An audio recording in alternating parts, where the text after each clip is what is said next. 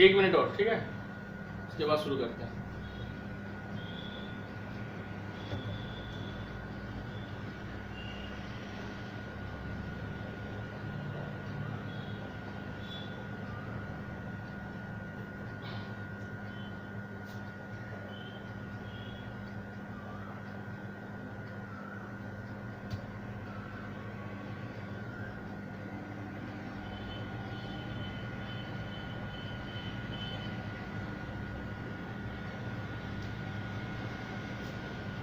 चलो हो गया, शुरू करते हैं।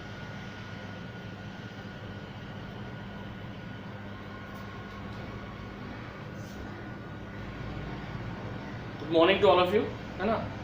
आज हम लोग चैप्टर 1 क्लास 11 का द लिविंग वर्ल्ड उसी को कंटिन्यू करेंगे। प्रीवियस क्लास में हमने लास्ट टॉपिक जो पढ़ा था वो था सिस्टमेटिक्स, जिसमें दो ब्रांच था, classical taxonomy and modern systematics. Okay, आज हमारा जो टॉपिक होगा वो होगा taxonomic hierarchy. Taxonomic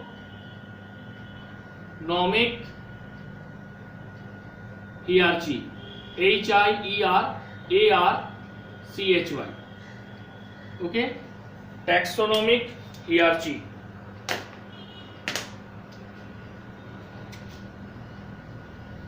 now the first question is what is taxonomic hierarchy. Okay, taxonomic hierarchy क्या है? It is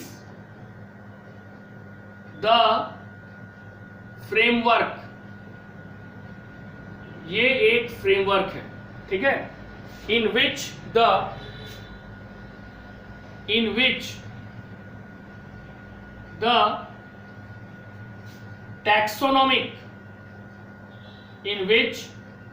taxonomic groups, okay, in which the taxonomic groups are arranged in a definite order, जिसमें taxonomic group को definite order में arrange किया जाता है, that is from higher to lower category, higher to lower categories, ठीक है। तो ये एक फ्रेमवर्क है। बेसिकली टैक्सोनॉमिक हियरार्ची एक फ्रेमवर्क है जिसमें टैक्सोनॉमिक ग्रुप को, ठीक है, इसको टैक्सोनॉमिक ग्रुप को अरेंज किया जाता है एक ऑर्डर में, एक डेफिनिट ऑर्डर में। कैसे? From higher to lower category, ठीक है। ये जो टैक्सोनॉमिक हियरार्ची है, इसका जो यूनिट है, ठीक है, स्पीसीज, इस टैक्सोनॉमिक हियरार्ची का species is the basic unit of classification. Species क्या है? Basic unit of classification. Species basic unit of classification, पहला। देख, वहीं पे किंगडम जो है इसका highest unit of classification. Kingdom is the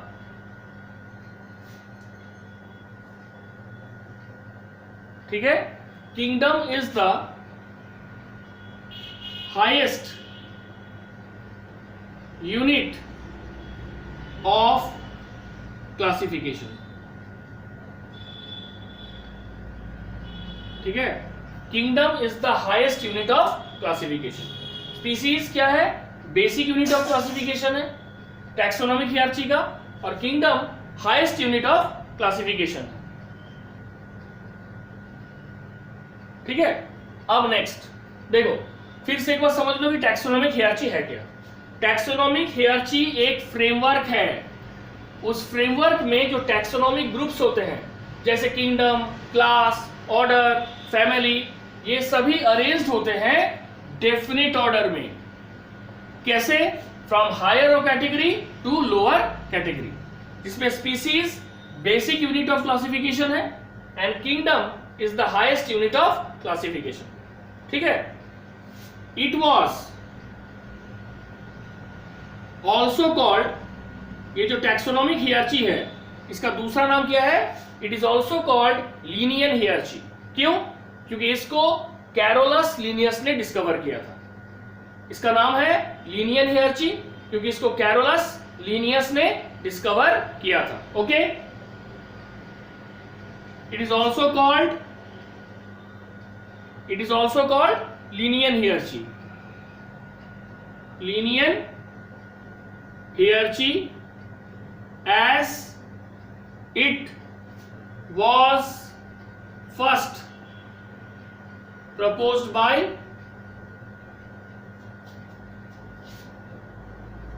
Carolus Linnaeus। ठीक है,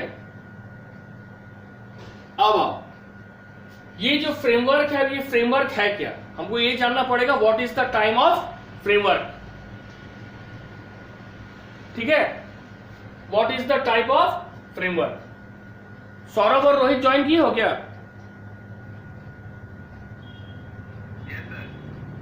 ठीक है, अब देखो, ये है किंगडम, ये सबसे हाईएस्ट ऑर्डर हो गया। किंगडम के बाद क्या है? फाइलम।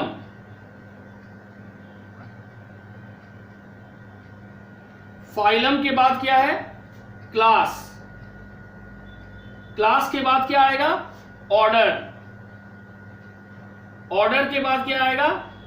फैमिली। फैमिली के बाद क्या आएगा? जेनस। और जेनस के बाद क्या आएगा? स्पीसीज। तो ये टैक्सोनॉमिक हियरार्ची है जिसमें टैक्सोनॉमिक ग्रुप, चाहे वो किंगडम हो, फाइलम हो, क्लास हो, ऑर्डर हो, फैमिली हो, जेनस हो या स्पीसीज हो, इसको एक डेफिनेट ऑर्डर में अरेंज किया गया है from higher to lower order, जिसमें किंगडम सबसे हाईएस्ट ऑर्डर है और स्पीसीज सबसे लोएस्ट या बोल सकते हो बेसिक यूनिट ऑफ क्लासिफिकेशन है। अब प्लांट और एनिमल किंगडम को जब हम टैक्सोनॉमिक हियरार्ची के द्वारा फ्रेमिंग करते हैं तो उसमें थोड़ा सा अंतर आएगा। पहला, फाइलम जो है ये एनिमल के केस में यूज करते हैं। याद करो, हम लोग पढ़े थे फाइलम आर्थ्रोपोडा, फाइलम एनिलिडा, लेकिन जब हम प्लांट के केस में पढ़ेंगे जैसे ब्रायोफाइटा, टेरिडोफाइटा, तो फाइलम के बदले यूज करेंगे डिवीजन। डिवीजन किसके केस में यूज होगा? प्लांट। ये थोड़ा सा चेंज होगा। Next, order. ऑर्डर यूज होता है एनिमल के केस में और ऑर्डर के बदले कोहोर्ट। कोहोर्ट यूज होता है प्लांट में। ठीक है, आजकल तो मॉडर्न जो बायोलॉजी है उसमें ज्यादातर बुक में यूज कर दे रहा ऑर्डर ही, प्लांट के केस में भी, जबकि ये गलत है। अगर हम टैक्सोनॉमिक हियरार्ची को फॉलो करते हैं तो हम ऑर्डर यूज नहीं करेंगे प्लांट में। प्लांट में कौन सा यूज वर्ड करेंगे? Cohort, COHORT। ओके, तो ये है तुम्हारा basic framework that is called taxonomic hierarchy. अब बोला गया कि नेक्स्ट में आ जाओ, in order to make the taxonomic position of the species more precise, ठीक है, इन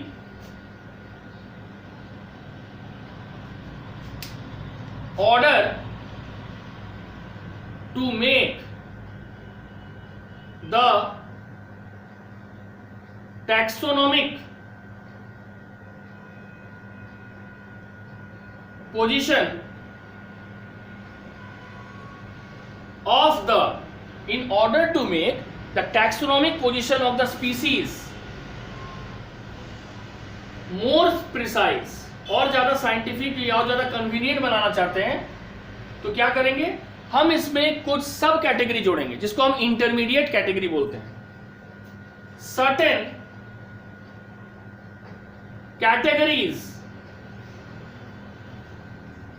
have been added.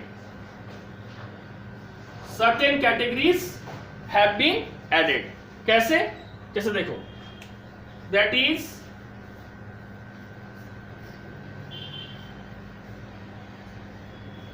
सब किंगडम,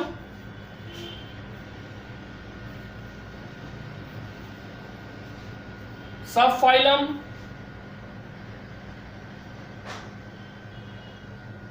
सब फैमिली एक्सेट्रा। तो किंगडम के नीचे जोड़ दिए सब किंगडम, फाइलम के अंडर में क्या जोड़ दिए? सब फाइलम, फैमिली के अंडर में सब फैमिली। और इस तरह के कैटेगरी को क्या कहा जाता है? इस तरह के कैटेगरी को कहा जाता है इंटरमीडिएट कैटेगरी। क्या कहा जाता है? Intermediate categories. ठीक है, यहां तक समझ आ गया? कोई प्रॉब्लम है तो पूछो, पूछो, किसी को कोई प्रॉब्लम है तो। और रोहित, सौरभ, प्रिया, निशा सबसे पूछ रहे हैं, सिर्फ इरशाद बोल रहा है, बाकी सबसे सुजीत और इरशाद, बाकी सब बोलो। कोई प्रॉब्लम है तो पूछो, भी आगे बढ़े, बोलो।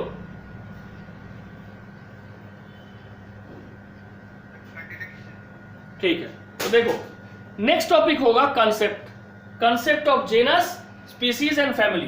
तुम्हारे एनसीईआरटी में तो सब का कंसेप्ट दे दिया गया है, but basically on the point of view of NEET and on the point of view your academic session, 3 concepts must be known to you. One is genus, second is species, and third is family.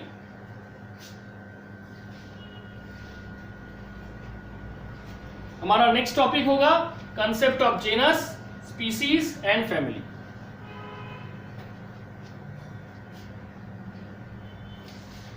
Concept of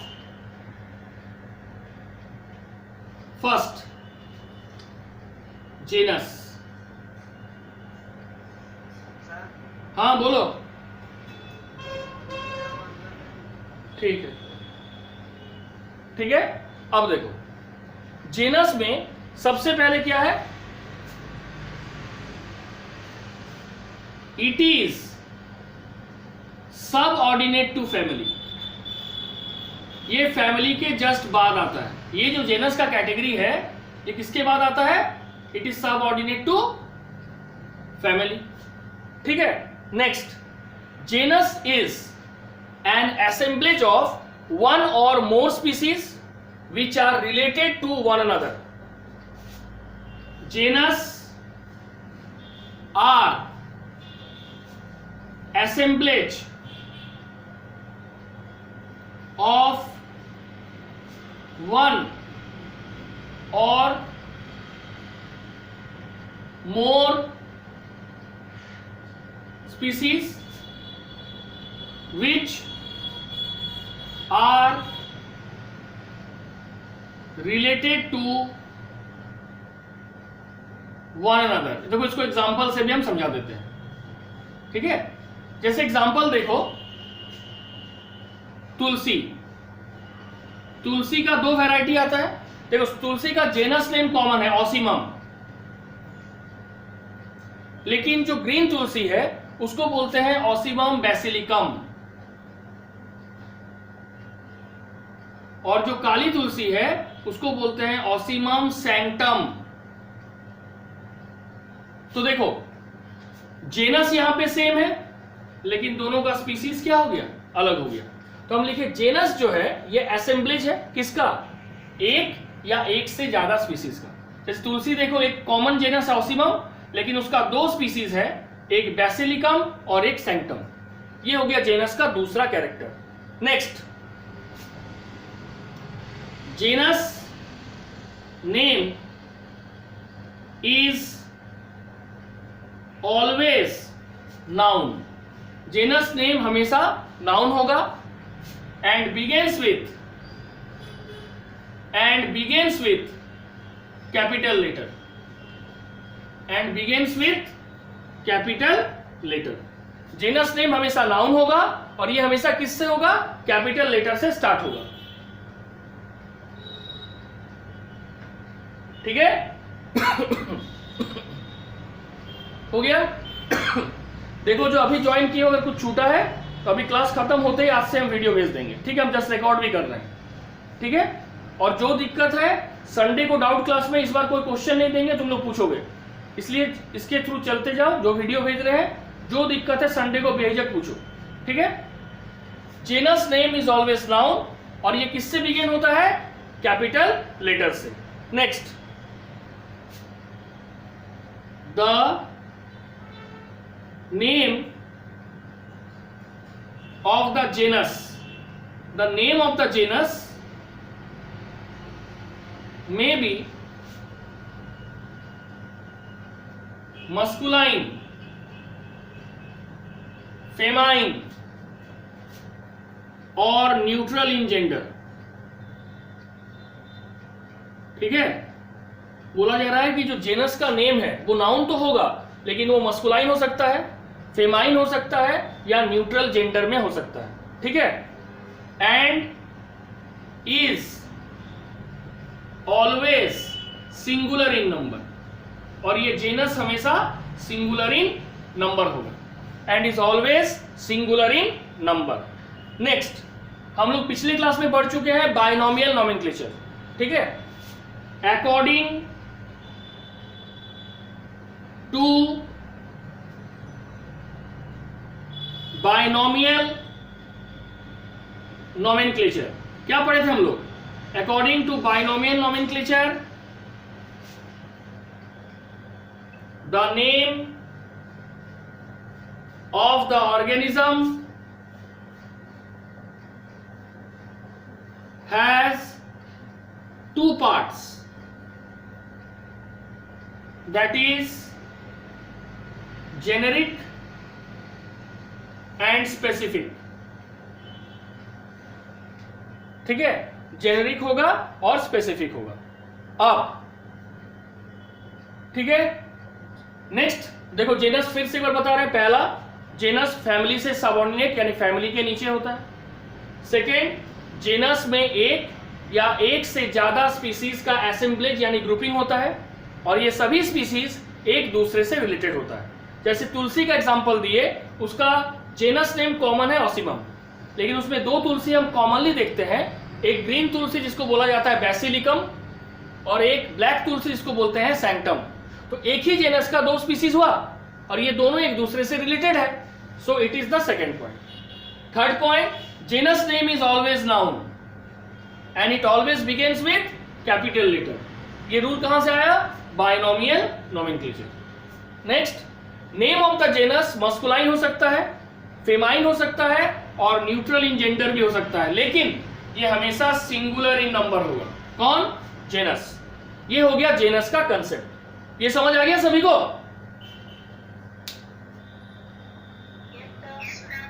ठीक है, किसको बोलो? अरे भाई, कोई भी genus का नाम जब होगा, तुम नाउन होगा ना, तो नाउन होगा तो कोई ना कोई तो जेंडर होगा, मेल होगा, फीमेल होगा या न्यूट्रल जेंडर होगा। तो मेल होगा तो मस्कुलाइन जेंडर, ठीक है? फीमेल होगा तो फेमाइन जेंडर, और न्यूट्रल होगा तो न्यूट्रल जेंडर, मतलब कॉमन जेंडर। जैसे हम बोलते हैं क्लास, तो क्लास प्लांट के लिए भी एप्लीकेबल है, एनिमल के लिए भी एप्लीकेबल है, तो ये कॉमन जेंडर हो गया, ठीक है? समझ आया? तो कुछ ऐसे टर्म्स होते हैं जो सभी के लिए है। क्या हुआ? अब देखो, इसके बाद है स्पीसीज। स्पीसीज का सबसे पहला पॉइंट ये जानना है कि species is the basic unit of classification, ठीक है? स्पीसीज क्या है? Basic unit of classification.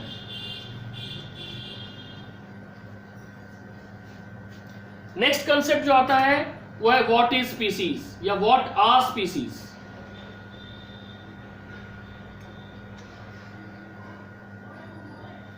पहला है, इट इज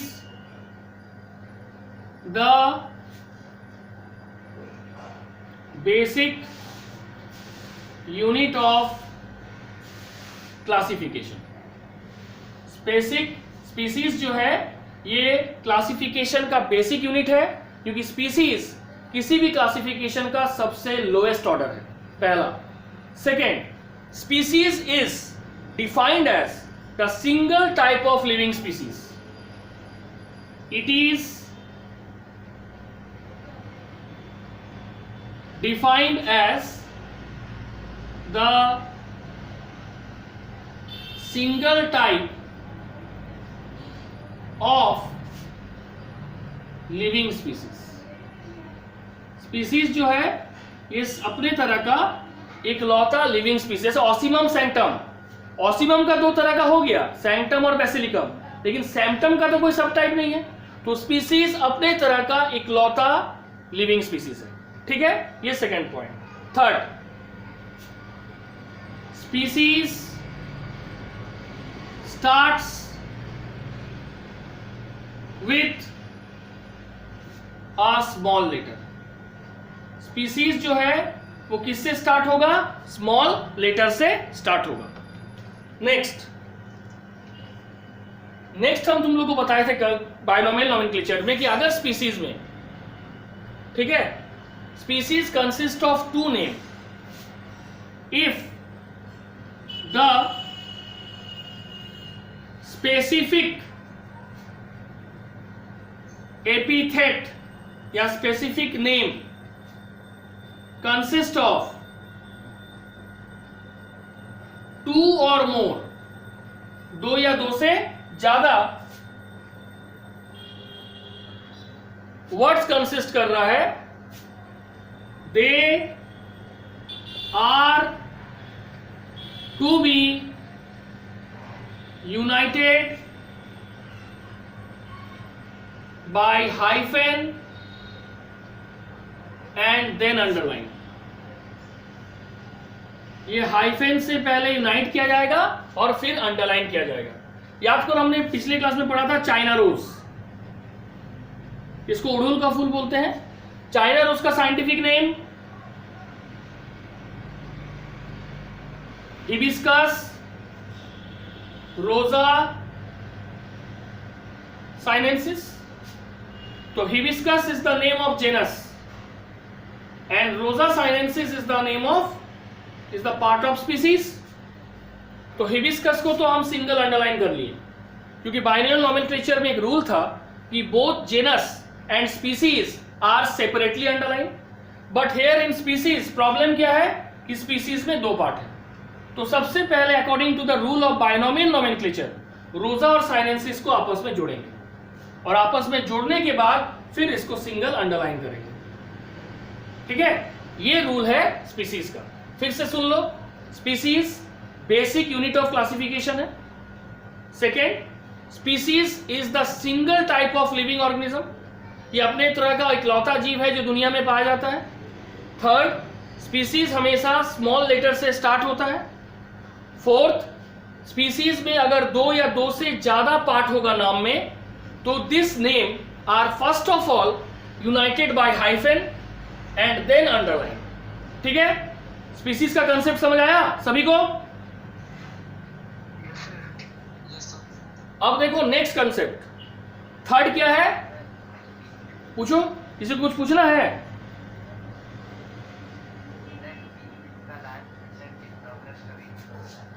क्या बोल रहा है आदित्य? हाँ वो तो होता है. तो अभी हम लोगों के लिए स्पीसीज के बारे में पढ़ना है. तुम जो पढ़े थे, जैसे मान लो यह था एरिस्टोटल था, तो एरिस या एरिस्टोटल लिख सकते थे. तो ये नाम के बाद हम लिख सकते हैं. ठीक है, ये स्पीसीज के बाद होगा. वो नेम ऑफ द डिस्कवरर या तो शॉर्ट फॉर्म में होगा या तो फुल फॉर्म में होगा, लेकिन वो कभी भी अंडरलाइन मत करना. जहां अंडरलाइन किए your scientific name is 100% incorrect. ठीक है, अब नेक्स्ट थर्ड कंसेप्ट क्या है? स्पीसीज हो गया. अब थर्ड कंसेप्ट है फैमिली.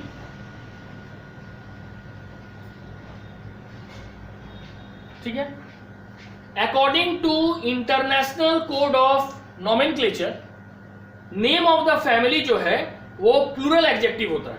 ठीक है, अकॉर्डिंग टू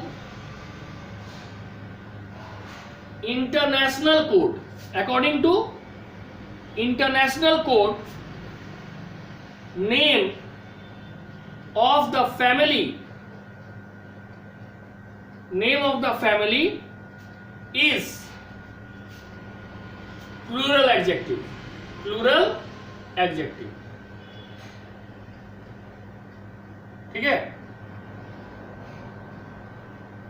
जैसे नेम ऑफ द जेनस क्या था, नाउन, उसी तरह से नेम ऑफ द फैमिली क्या हो गया, प्लूरल एडजेक्टिव, ठीक है। और ये फैमिली कंस्ट्रक्ट कैसे होता है, and is formed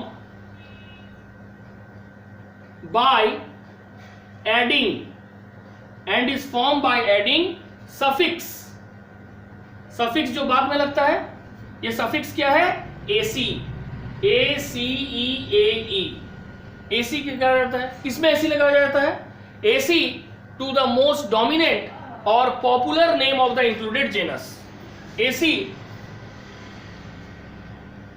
to the name of the, aceae to the name of the included genus in the family. जैसे एग्जांपल देते हैं, देखो रोज सबसे पॉपुलर मेंबर था अपने ग्रुप का, तो उसके नाम से क्या पड़ गया, रोजेसी, आर ओ एस, यहां पे ए सी ई ए ई जुड़ गया, तो जैसे रोज के साथ एसी जुड़ गया, ये हो गया रोजेसी, ठीक है। उसी तरह से सोलेनम, जिसमें आलू आएगा, सरसों का होगा सोलेनम नाइग्राम, ये सब जब आएगा तो सोलेनम के साथ जैसे ही एसी जुड़ा, ये क्या बनाया, सोलानेसी, ए सी ई ए ई। तो किसी भी फैमिली का जो पॉपुलर मेंबर है उसके लास्ट में एसी जब वर्ड जुड़ जाएगा, एसी, तो वो हो गया फैमिली। और फैमिली हमेशा क्या होता है, प्लूरल एडजेक्टिव होता है, ठीक है, समझ आया।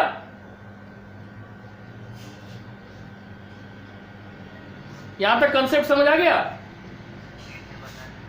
देखो फैमिली क्या है कि इंटरनेशनल कोड ऑफ नॉमेनक्लेचर के अनुसार नेम ऑफ द फैमिली जो है वो प्लूरल एडजेक्टिव होता है। जैसे नेम ऑफ द नाउन क्या था, सिंगुलर और नाउन था, तो ये प्लूरल एडजेक्टिव है।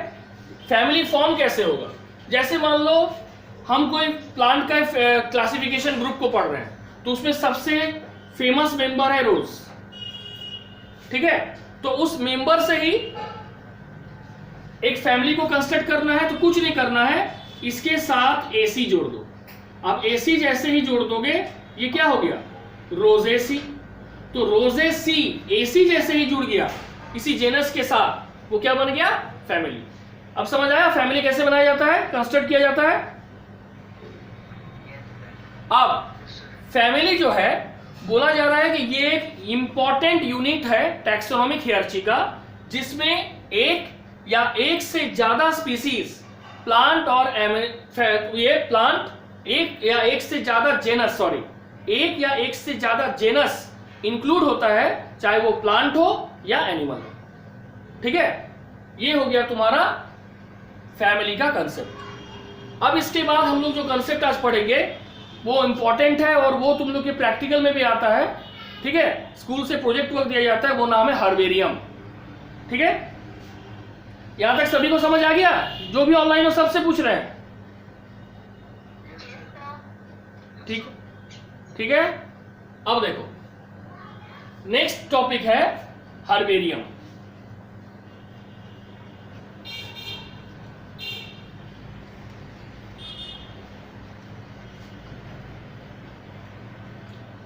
सबसे पहले हम लोग ये जानेंगे कि हर्बेरियम क्या है, व्हाट इज हर्बेरियम।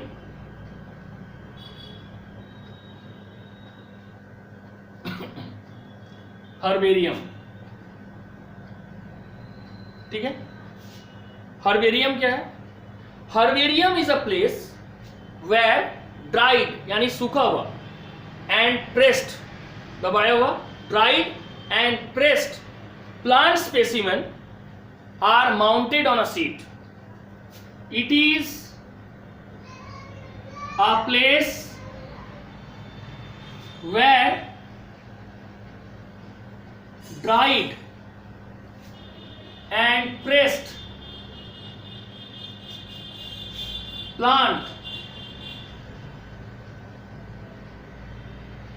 specimen, ठीक है, are maintained आर मेंटेन्ड, किसमें मेंटेन किया जाता है? In a sheet, in a sheet. Are kept systematically, are kept systematically according to widely accepted, according to widely accepted system of classification। फिर से समझो, herbarium क्या है? ये एक ऐसा जगह है जहां पे ड्राइड और प्रेस्ड प्लांट स्पेसिमेन को रखा जाता है। किसमें रखा जाता है? शीट में चिपका के रखा जाता है और इसको सिस्टमेटिकली रखा जाता है। सिस्टमेटिकली कैसे रखा जाता है? On the basis of widely accepted system of classification. देखो, तीन तरह का सिस्टम ऑफ क्लासिफिकेशन है, आर्टिफिशियल, नेचुरल और फाइलोजेनेटिक सिस्टम ऑफ क्लासिफिकेशन, जिसमें से इंडिया में आज भी जो सिस्टम फॉलो होता है या जो भी कॉलोनियल कंट्रीज है उसमें फॉलो होता है वो है नेचुरल सिस्टम ऑफ क्लासिफिकेशन। और नेचुरल सिस्टम ऑफ क्लासिफिकेशन में जो आज भी हम फॉलो करते हैं वो है Bentham and Hooker system of classification. Bentham and Hooker system of classification के द्वारा हम किसी भी प्लांट को क्लासिफाई करते हैं। अब यहां पे नेक्स्ट, तो हर्बेरियम इसका मतलब है क्या? It is a repository or storehouse for future use. It is a repository or storehouse for future use. ये तो हो गया डेफिनेशन। अब देखो, अगर स्कूल खुला रहता तो 100% ये तुम लोग का प्रोजेक्ट वर्क होता। अब तुम लोग खुद समझो कि हर्बेरियम बनाया कैसे जाता है। ये कॉलेजेस में या स्कूल में +2 में बनाया जाता है। कैसे? देखो, process of herbarium, process of herbarium. Process of herbarium क्या है? सबसे पहले तुम जो प्लांट कलेक्ट करोगे उसके लिए तुम्हें एक ऐसे साइट का सिलेक्शन करना पड़ेगा जहां पे मैक्सिमम वैरायटी ऑफ प्लांट्स मिलता है। तो पहला क्या होगा?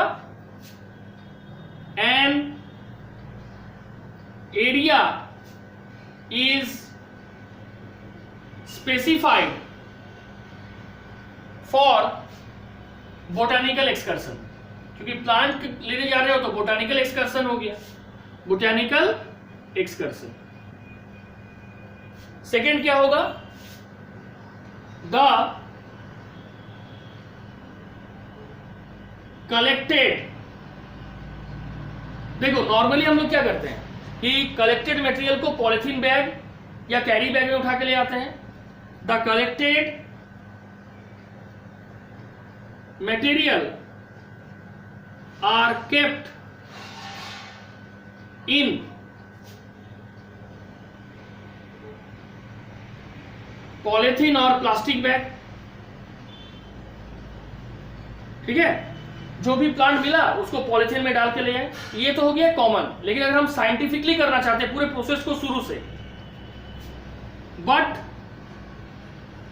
अ vasculum can be used. Vasculum can be used. Vasculum can be used which is या एन एयर टाइट कंटेनर। ये क्या है? एक एयर टाइट कंटेनर है और इस एयर टाइट कंटेनर का जो लेंथ है, लेंथ कितना है? 45 to 60 सेंटीमीटर। इसका जो विड्थ है, सॉरी, इसका जो डेप्थ है, गहराई, वो कितना है? 25 सेंटीमीटर। इस वस्क्यूलम जो कंटेनर है इसका लंबाई कितना है? 45 से 60 सेंटीमीटर। इसका गहराई कितना है, डेप्थ 25 सेंटीमीटर, और इसका चौड़ाई विड्थ ये है 20 सेंटीमीटर। इसमें हम इसको प्लेस करेंगे। ठीक है, प्लेस करने के बाद now plants are taken out. जैसे हम स्कूल में आ गए, अब प्लांट को फिर से फस्क्यूलम से निकाल लेंगे। स्प्रेड ऑन, इसको फैलाएंगे। स्प्रेड ऑन मैगजीन और पेपर, मैगजीन या न्यूज़पेपर में इसको फैला देंगे। लेकिन मान लो कि तुम जो प्लांट को कलेक्ट करके लाए, तुम्हारे मैगजीन या पेपर से उसका साइज बड़ा है, तब क्या करेंगे? If the size of a plant is more, if the size of a plant is more than paper or magazine, ठीक है, अगर size of the plant paper या मैगजीन से बड़ा होगा, then it is gently bent, इसको gently मोड़ेंगे into the shape of N or W. तब उस पेड़ को किस शेप में मोड़ेंगे? N or W. ठीक है, ये हो गया थर्ड। यहां तक समझ आ गया सभी को steps?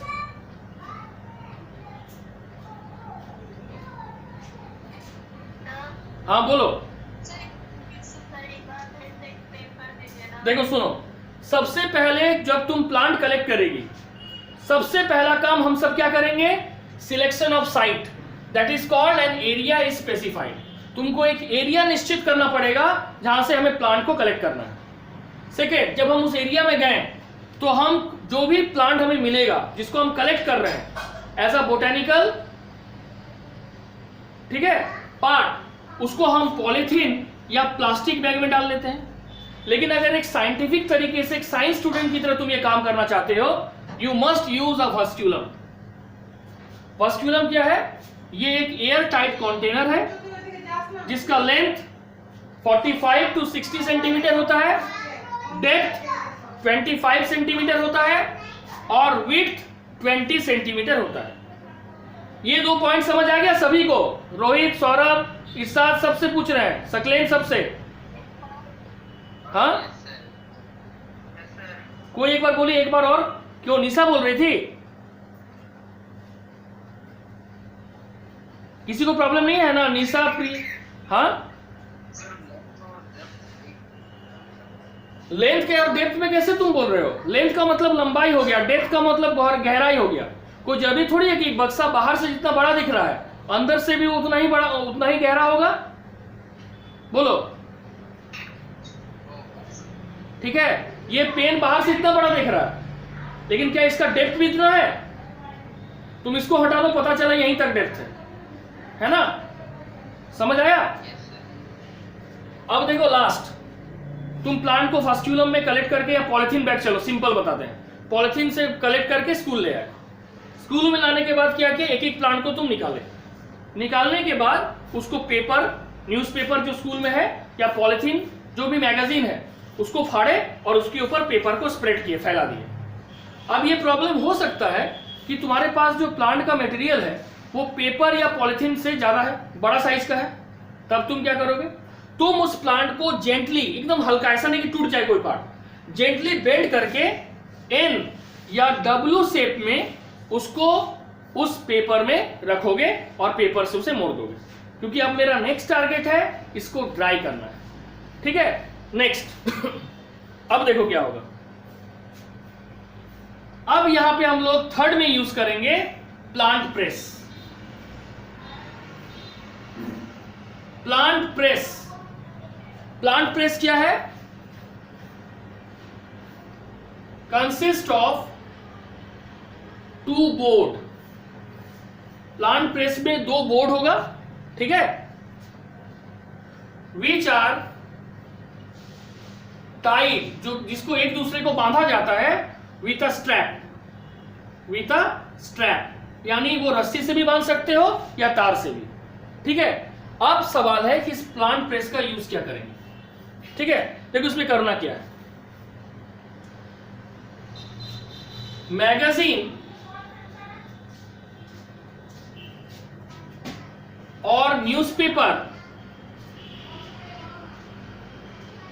Are now kept inside the, magazine या न्यूज़पेपर को, ठीक है, इनसाइड द प्लांट प्रेस रख देंगे, plant press with plant material, with plant material, ठीक है। पेपर के अंदर उस पेड़ को रखें जो तुम कलेक्ट करके लाए, और उसको इस तरह का मान लो 2 वुडन बोर्ड है, ठीक है, इस तरह का मान लो 2 वुडन बोर्ड है, तो 2 वुडन बोर्ड के बीच में उस प्लांट प्रेस को रखें, ये दोनों वुडन बोर्ड को इस तरह से उसके ऊपर रख दिए दोनों तरफ से, और इसको तार से या रस्सी से कस के बांध दिए, ये एकदम टाइट हो गया। अब ऐसा नहीं कि इस वुडन बोर्ड के अंदर ही इसको छोड़ देना है 2 से 3 बार कम से कम इस मैगजीन या न्यूज़पेपर को प्लांट प्रेस के अंदर जो है, जिसके अंदर में वो पेड़ है, उसको चेंज करना है 3 से 5 दिन के इंटरवल में, ठीक है। नेक्स्ट क्या लिखेंगे, 2 or 3 changes of magazine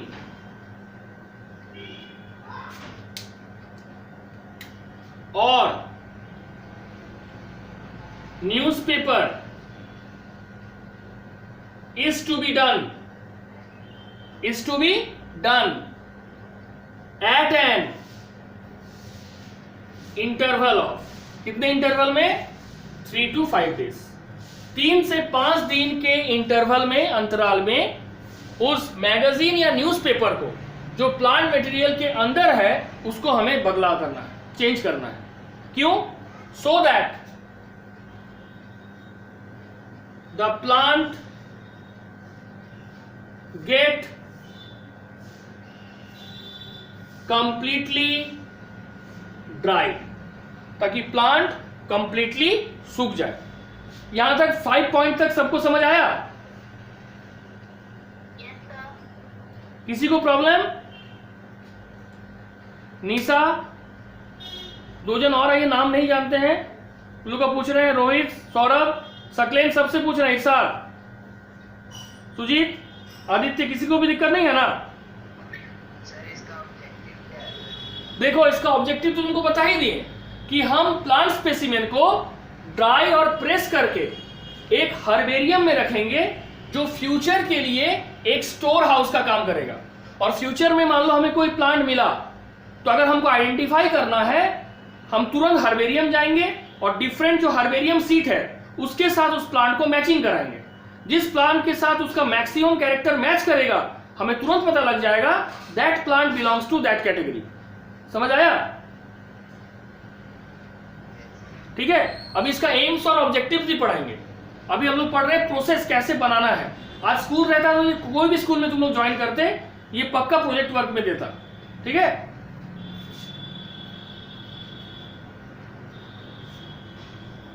अब देखो नेक्स्ट क्या होगा। Meanwhile herbarium sheet are selected. अब ये प्लांट पूरी तरह से सूख गया, अब इसको हर्बेरियम सीट में चिपकाना है। तो हर्बेरियम सीट में पेस्ट करने से पहले हमें हर्बेरियम सीट को जानना है, क्योंकि हर्बेरियम सीट का 2 साइज होता है, एक इंटरनेशनल और एक अमेरिकन। ठीक है, हर्बेरियम सीट आर सिलेक्टेड। अब इसका जो जनरल साइज होता है वो कितना होता है? 30 into 45 centimetre. 30 centimetre length, 45 centimetre breath. लेकिन जो अमेरिकन है ये थोड़ा कम हो जाएगा, ये हो जाएगा 29 इंटू 41 सेंटीमीटर, 29 इंटू 41 सेंटीमीटर। ये क्या है? Length of the herbarium sheet are selected. ठीक है, उसके बाद क्या करना है? Good quality glue is used to paste the plant on the herbarium sheet, to paste the plant on the herbarium sheet। ठीक है, जैसे मान लो ये हर्बेरियम शीट है,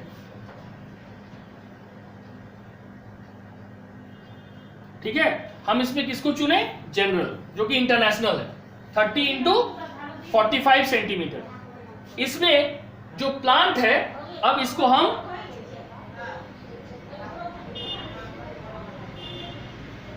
तो पेस्ट कर दिए, और अगर इसका फ्लावर है तो इसको ओपन कंडीशन में ही इसमें लगा दिए, ताकि फ्यूचर में हम इसके जब टैक्सोनॉमिक स्टडी करेंगे इस प्लांट का, क्या करेंगे? प्लांट का जब टैक्सोनॉमिक स्टडी करेंगे तो इसके फ्लावर का डिटेल स्ट्रक्चर स्टडी कर सके। इसको पेस्ट कर दिए। अब इसको पेस्ट करने के बाद किसमें पेस्ट किए? हर्बेरियम शीट में। ठीक है, हर्बेरियम शीट में पेस्ट करने के बाद इसको लेबलिंग करेंगे, लेबलिंग करेंगे। ये जो लेबलिंग करेंगे, याद रखना, लेबल भी रूल है, हम अपने मन से कहीं भी लेबल नहीं चिपका सकते हैं। लेबलिंग कहां पे होगा? Right hand corner, right hand corner. मतलब ये अगर प्लांट है, अगर इसका राइट हैंड है तो ये राइट हैंड कॉर्नर में लेबलिंग होगा।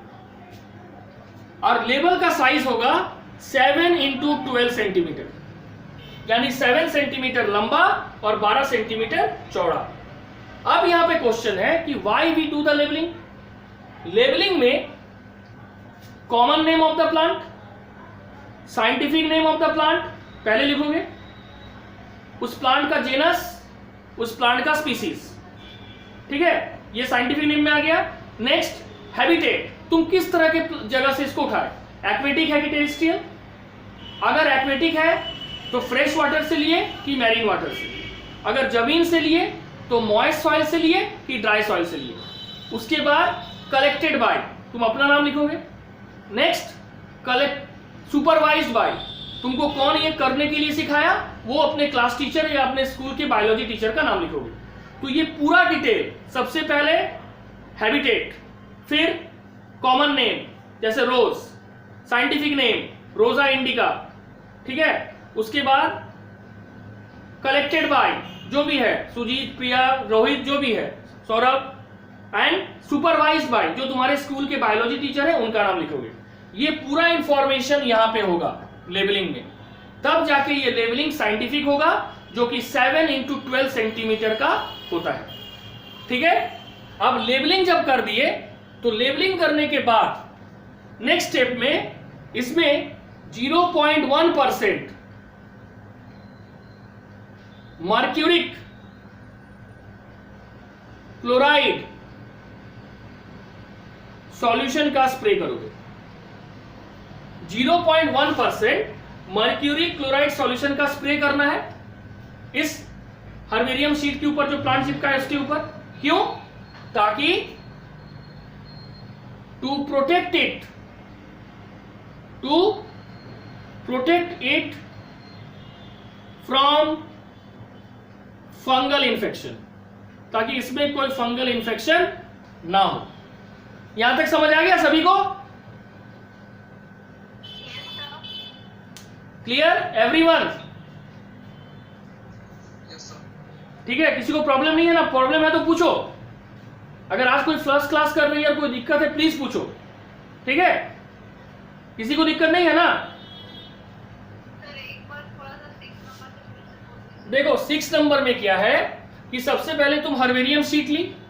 अब हर्बेरियम शीट तुमको दो ही तरह का ले सकती है, या तो जो इंटरनेशनल है, जो पूरे वर्ल्ड में यूज होता है, इसका लेंथ है 30 सेंटीमीटर लेंथ और 45 सेंटीमीटर ब्रेथ। या जो अमेरिकन स्टैंडर्ड का है 29 सेंटीमीटर लेंथ और 41 सेंटीमीटर ब्रेथ। अब मान लो हम जनरली, क्योंकि इंटरनेशनली ये रिकॉग्नाइज्ड है, इसको हम सिलेक्ट कर लें। तो सिलेक्ट करने के बाद इस हर्बेरियम सीट में जो हम प्लांट मटेरियल को कंप्लीटली सुखा दिए थे उसको हम इसमें चिपकाएंगे। हम लिखे हैं ना, good quality glue is use to paste the plant on the herbarium sheet. Herbarium sheet में चिपकाने के बाद नेक्स्ट स्टेप है लेवलिंग। लेवलिंग हमेशा किधर करना चाहिए? इस हर्बेरियम सीट के राइट हैंड कॉर्नर में। और ये लेबल भी एक स्टैंडर्ड साइज है, हम अपने मन से कोई भी साइज का लेबल नहीं चिपका सकते हैं। वो है 7 × 12 सेंटीमीटर। इसमें सबसे पहले तुम लिखेगी हैबिटेट, कहां से तुम प्लांट को ली, second common name, third scientific name, fourth क्या लिखना है, collected by, and fifth supervised by. Even timing of the collection भी तुम लिख लेना। ये दूसरे साइंटिस्ट को या दूसरे स्टूडेंट्स को जो टैक्सोनॉमिक स्टडी कर रहे हैं उनको मदद करेगा, क्योंकि वो जान पाएगा कि ये कितने दिन तक प्रिजर्व किया जा सकता है इस हर्बेरियम शीट को। अब फाइनली जब तुम लेबलिंग कर लिए, इसको चिपका दिए, तो इसके ऊपर 0.1% मर्क्यूरी क्लोराइड सॉल्यूशन का स्प्रे कर दिया। क्यों स्प्रे किया? ये नीट में क्वेश्चन आ चुका है। 0.1% मर्क्यूरी क्लोराइड सॉल्यूशन का स्प्रे इसलिए किया जाता है ताकि वो हर्बेरियम शीट में जो प्लांट है वो प्लांट में कोई फंगल इंफेक्शन नहीं हो। क्या नहीं हो? फंगल इंफेक्शन नहीं हो। समझ आया यहां तक? Yes, sir. बोलो प्रिया। Sir, exact 0.1% ही spray करना है। हाँ, 0.1%। हम देखो, अगर तुम कुछ भी क्वांटिटी दे देती तो why should I mention the concentration? हम कंसंट्रेशन क्यों मेंशन किए? ठीक है। अब इसके बाद क्या होगा? Now cover the herbarium sheet with a cellophane paper, ठीक है, और फिर उसको हर्बेरियम में रख देंगे। लास्ट स्टेप क्या है? इस पूरे हर्बेरियम शीट को एक सेलोफिन पेपर से घेर दो, ठीक है। सेलोफिन पेपर ट्रांसपेरेंट होता है, चारों तरफ से जाके इसको एयर टाइट कर दो, और फिर according to the accepted system of classification इसको हर्बेरियम में प्लेस कर दो। समझ आया यहां तक सब स्टेप? ठीक है। अब नेक्स्ट क्वेश्चन, किसी को दिक्कत नहीं है ना? अब नेक्स्ट क्वेश्चन है जो अभी पूछा था Aditya, what is the objective of herbarium? हम हर्बेरियम क्यों करने जाएंगे, इतना मेहनत क्यों करेंगे? ठीक है।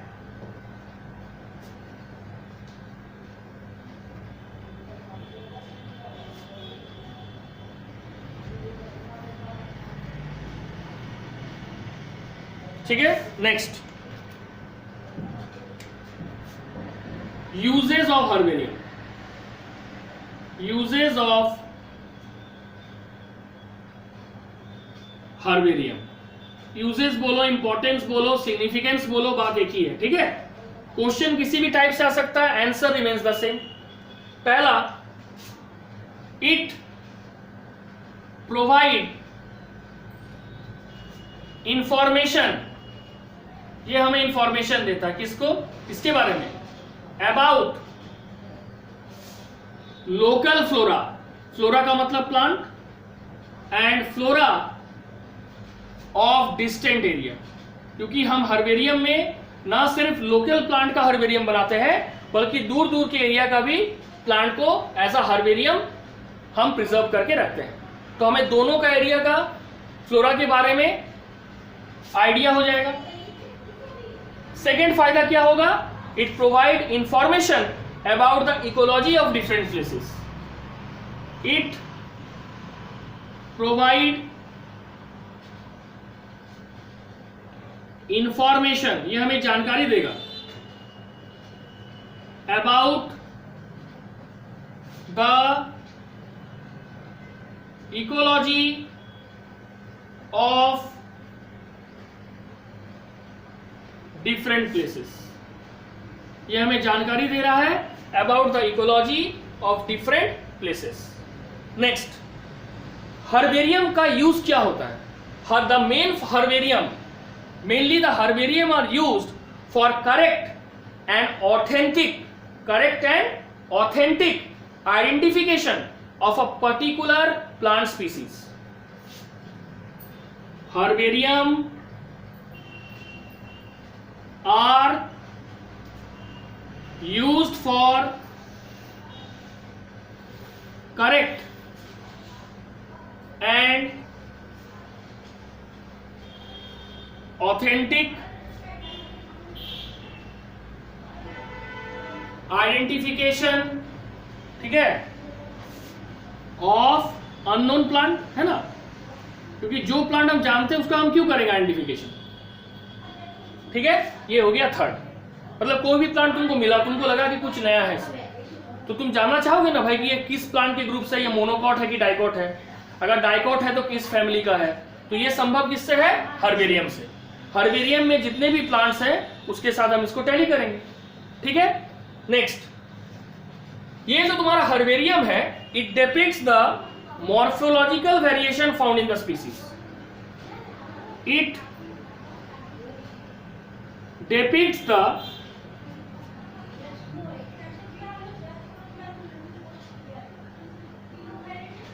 morphological variation found in a species. ये किसको डिटेक्ट करता है? मॉर्फोलॉजिकल वेरिएशन को पता लगाता है जो कि स्पीसीज में पाया जाता है. ठीक है. कौन करता है? ये हर्बेरियम. क्योंकि मान लो प्लांट चिपकाया हुआ है, तो चिपकाया हुआ है तो उसको हम डिसेक्शन तो नहीं कर सकते, तो हम मॉर्फोलॉजिकल आधार पर हम प्लांट को आइडेंटिफाई करते हैं.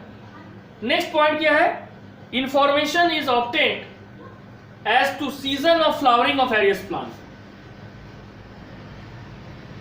Season of flowering of various plant, जो भी प्लांट है उसका सीजन ऑफ फ्लावरिंग कौन है? Plant information is obtained, information पाया जाता है. Information is obtained. नेक्स्ट, ये एक क्विक रिफरल सिस्टम में काम करता है for taxonomic studies. It is used as quick referral system for taxonomic study. ठीक है. टैक्सोनॉमिक स्टडी के लिए, ठीक है. अच्छा, टैक्सोनॉमिक स्टडी क्या है? कोई जानते हो? बताओ तो, व्हाट इज टैक्सोनॉमिक स्टडी?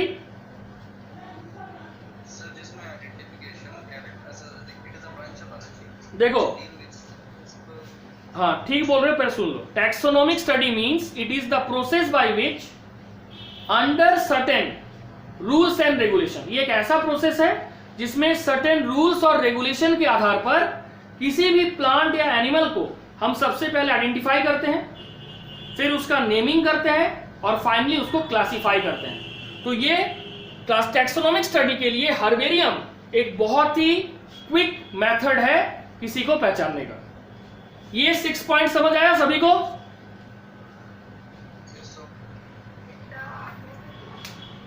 बाकी कोमल,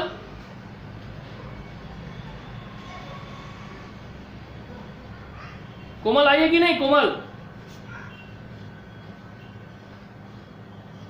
और एक आई, और 2 आई थी. सौरभ तुम्हें की बात चल गया? सौरभ, रोहित, जायद,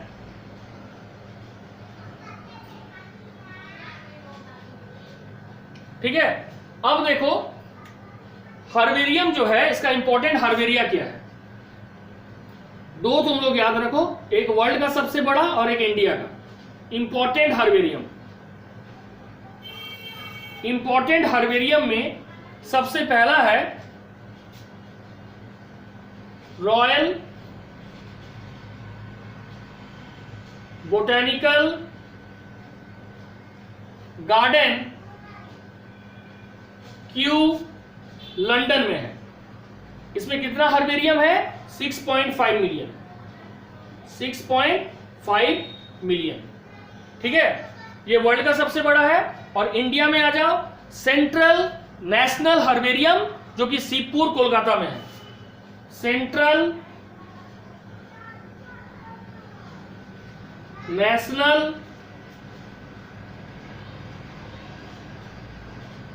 हर्बेरियम जो कि शिवपुर कोलकाता में है, इसमें टोटल हर्बेरियम है 2 मिलियन। कितना हर्बेरियम है? 2 मिलियन। ठीक है। मद्रास हर्बेरियम भी है जिसमें 1,50,000 हर्बेरियम है, बट इंडिया का सबसे बड़ा है central national herbarium Shivpur Kolkata, जिसमें 2 मिलियन हर्बेरियम प्रिजर्व्ड है। यहां तक सभी को समझ आ गया?